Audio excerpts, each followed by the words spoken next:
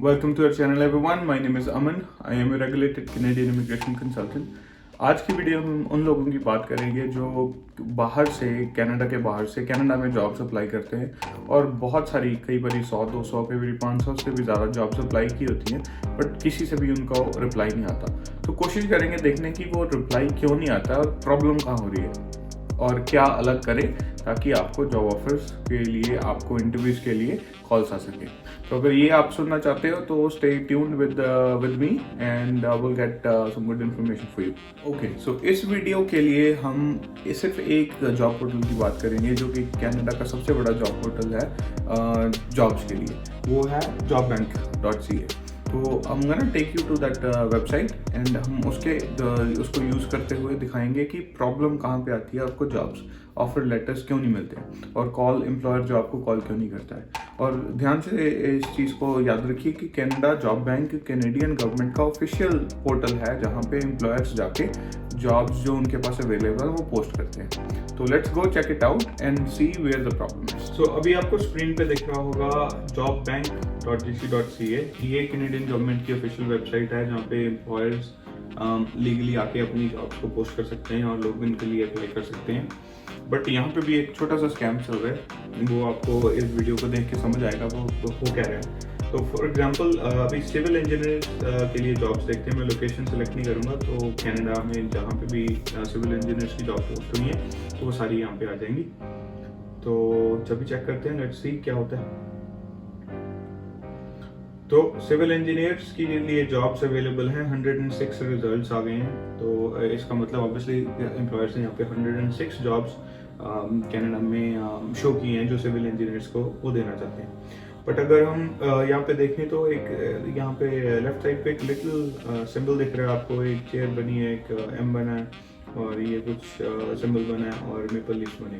तो ये यहाँ से देख के आपको पता लगता है ये जॉब पोस्टिंग कहाँ हुई है। यहाँ पे भी आपको ये मेपल लीफ का सिंबल दिख रहा है। तो ये जॉब्स तो डायरेक्टली एम्प्लॉयर्स ने आके जॉब बैंक पे अप्लाई किया है, यहाँ पे शो किए हैं। तो इस पे हम क्लिक करके देखते हैं कि इस जॉब में हमको वो स्कैम की जो मैं बात कर रहा हूँ वो दिखता है कि नहीं दिख रहा है।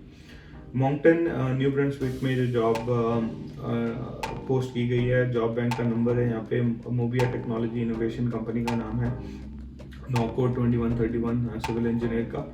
और इसमें पूरा मैं नीचे जाके अगर देखता हूँ तो जो इंटरेस्टिंग चीज़ है वो ये है, इंटेंडेड जॉब पोस्टिंग ऑडियंस। ये बहुत ध्यान से पढ़ने वाली चीज़ है। इसमें लिखा कि only persons who are legally allowed to work in Canada can apply for this job. If you are not currently authorised to work in Canada, do not apply as the employer will not consider your job application. तो जो currently authorised to work लोग हैं वो कौन हैं? जो वो हैं जिनके पास यहाँ पे वर्क परमिट है, यहाँ PR है या कैनेडियन सिटीजन है। तो वो जो लोग ऑलरेडी यहाँ पे हैं उनको ही ये जॉब अप्लाई करने के लिए एलिजिबिलिटी क्राइटेरिया इन्होंने सेट कर दिया है। अगर आप कनाडा के बाहर हैं, आपके पास ना वर्क परमिट है, ना PR है, ना ये सिटीजनशिप है, तो आप इस जॉब को अप्लाई नहीं कर सकते। अगर आप करते भी हो ऑब्वियसली तो आपको कोई रिप्लाई आएगा भी नहीं। बट आई टेल यू कि इसका रीज़न क्यों है, ये वर्डिंग स्पेसिफिकली यहाँ पे यूज़ क्यों की गई है। उसका रीज़न है जो कनाडा में LMIA अप्लाई होते हैं उनकी रिक्वायरमेंट्स हैं जॉब मार्केटिंग की।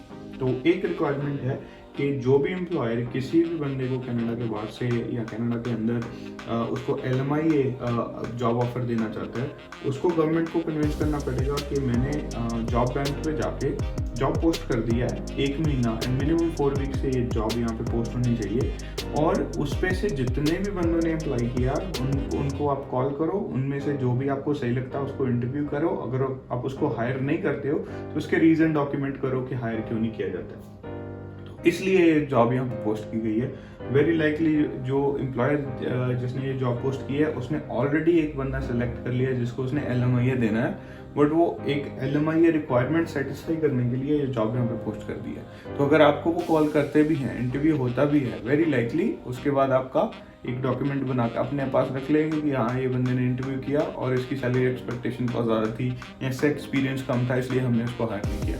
तो आप एक प्रोसेस का हिस्सा बन जाते हैं जो कि एक किसी और के LMIA को अप्रूव कराने के लिए आपका इंटरव्यू हुआ है। तो ये एक बहुत ही बड़ा और एक डिस्गस्टिंग सी स्कैम चल रही है कि यहाँ पे जो जॉब बैंक पे पोस्ट आती हैं वो मेजॉरिटी इसी रीज़न से आती है। और अगर हम वापस जाके देखें कि कुछ जॉब जो सीधी जॉब बैंक पे अप्लाई नहीं हुई, फॉर एग्जांपल ये देखते हैं सिविल इंजीनियरिंग जुबिलियो एक वेबसाइट है यहाँ पे, उस पर जॉब पोस्ट हुई है। लेट्स सी कि उसमें भी अगर ऐसा हमें कुछ लिखता है, so full posting on जुबिलियो।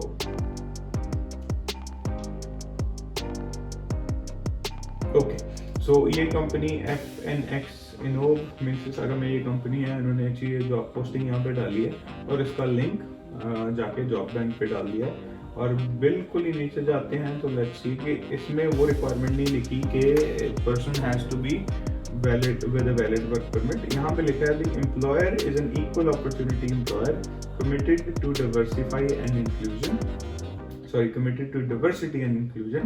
We are pleased to consider all qualified applicants for the employment without regard to race, color, religion, sex, sexual orientation, gender identity, national origin, age, disability, protected veteran status, Aboriginal, Native American status, or any other legally protected factors. Disability related accommodations are available on request for candidates taking part in all aspects of selection process. तो आप थोड़ा सा सोच के देखिए कि ये इतनी कॉम्प्लेक्स लैंग्वेज और एक स्पेसिफिक वे में ऐसे क्यों लिखी गई। ये भी एक LMIA की रिक्वायरमेंट है जिसको ये सेटिस्फाई करने की कोशिश कर रहे हैं। वो रिक्वायरमेंट है कि एक तो आपकी जॉब पोस्टिंग जॉब बैंक पे होनी चाहिए, एक दो जॉब बैंक के अलावा दो और जो भी जॉब पोर्टल्स हैं जैसे इंडीड हो गया, लिंक्डइन हो गया, जुबिलियो हो गया, मॉन्स्टर्स हो गया, उन पे होनी चाहिए। और उनमें से कम एक पे आपको अंडर रिप्रेजेंटेड ग्रुप्स को टारगेट करना है कि हम उनको भी जॉब एप्लीकेशन के लिए बुला रहे हैं। और फिर सेम प्रोसेस, जो लोग अप्लाई करते हैं उनको इंटरव्यू करो और रीजन डॉक्यूमेंट करो कि आपने उनको हायर क्यों नहीं किया। ये प्रोसेस चलता है एटलीस्ट 4 वीक्स के बाद आप LMIA अप्लाई कर सकते हैं और ये डॉक्यूमेंटेशन आपकी साथ में लगती है। ये मैंने जो वीडियो पे जॉब डाली है तो मैंने अंडर रिप्रेजेंटेड ग्रुप्स को टारगेट किया है। उसके बाद आप शो करते हैं कि मुझे 4 वीक्स के बाद भी कोई एम्प्लॉय नहीं मिला, तो इसलिए मुझे ये एम्प्लॉय जो है इसको मैंने LMIA अप्रूव करवाना है। अगर वो कनाडा में है स्टडी परमिट पे या विजिटर स्टेटस पे या किसी भी स्टेटस पे, उसको वर्क परमिट के लिए एप्लीकेशन लग जाएगी। अगर वो बाहर है तो ऑब्वियसली वर्क परमिट के लिए एप्लीकेशन लगा के वो यहाँ पे आ सकता है। तो ये आपको सबसे बड़ी प्रॉब्लम यहाँ पे दिख जाएगी कि इस रीज़न की वजह से इवन दो आपको 106 जॉब्स यहाँ पे दिख रही हैं, बट वो 106 जॉब्स में से आपकी एप्लीकेशन जो है वो एक्सेप्ट नहीं होगी जॉब के लिए, आपको कॉल नहीं आएगी। अगर आएगी भी, इंटरव्यू होगा, आपको जॉब नहीं मिलेगी। सो अभी आपको ये वेबसाइट कनाडा जॉब बैंक देख के समझ तो आ गया होगा कि जो यहाँ पे सारी जॉब्स अवेलेबल हैं वो ऑब्वियसली कुछ जॉब्स हैं जो सिर्फ एक रिक्वायरमेंट फुलफिल करने के लिए यहाँ पे डाली गई हैं और आपको उन जॉब्स पे रिप्लाई नहीं आएगा। तो क्वेश्चन ये होता है कि अगर यहाँ कनाडा के बाहर से कनाडा में जॉब हमने लेनी है तो करें क्या। सबसे पहले जो मैं सजेस्ट करता हूँ वो कि आप फिगर आउट करें कि आपको ऑब्वियसली जॉब्स कौन सी चाहिए और फिर उसके से रिलेटेड एम्प्लॉयर्स को सर्च करें गूगल पे और उनकी वेबसाइट पे जाके उनको डायरेक्टली ईमेल या कॉल करें। तो बहुत सारे एम्प्लॉयर्स होते हैं जो अपनी इंटरनल जॉब पोस्टिंग्स करते हैं, उनकी सिर्फ वेबसाइट पे होती है, वो यहाँ पे आके नहीं करते, क्योंकि जैसे मैंने बताया यहाँ पे मेजॉरिटी रिक्वायरमेंट फिल करने के लिए है।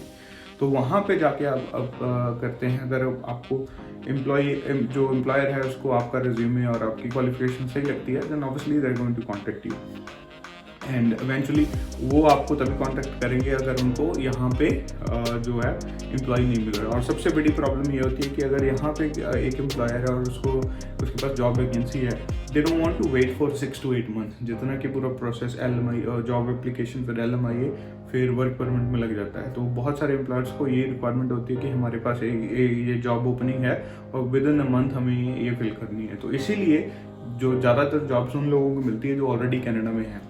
जो कनाडा से बाहर है वो सिर्फ वही भी एम्प्लॉयर हैं जो फ्यूचर प्लान करके सही तरीके से चल रहे हैं कि मेरे पास अगर इतनी शॉर्टेज आ रही है एम्प्लॉयज़ की तो मैं 6 महीने के बाद, 5 महीने के बाद या 1 साल के बाद मेरे पास इतने एम्प्लॉयज़ होने चाहिए और उसके लिए मैं क्या करूँ। तो अगर यहाँ से नहीं मिलते, obviously they are going to extend the job offer to people who are not here.